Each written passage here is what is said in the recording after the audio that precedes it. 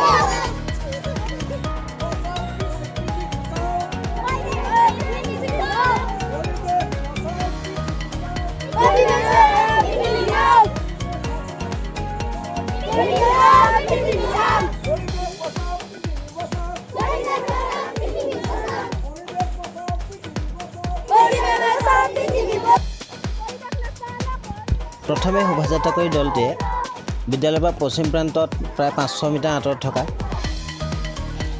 দেৱীথান লগতে অংগনবাড়ী কেন্দ্ৰ এখনতো বৃক্ষৰোপণ কৰা হয় আৰু লগতে স্থানীয় ৰাইজক গছজোপা প্ৰতিপালনৰ বাবে দায়িত্ব অৰ্পণ কৰা হয়।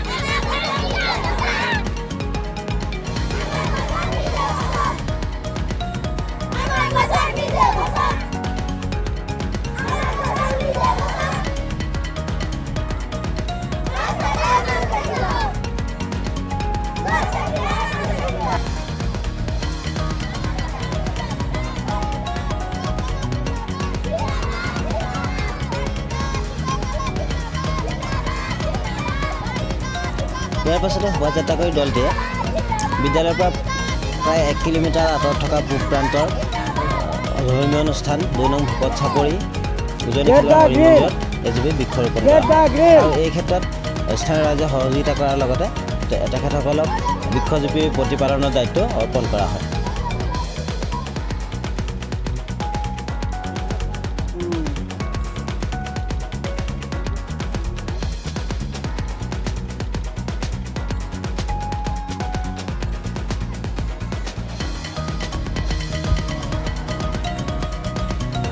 এয়া আছিল আমাৰ বিদ্যালয়ৰ তৰফৰ পৰা গ্ৰহণ কৰা সমানিত প্ৰচেষ্টা।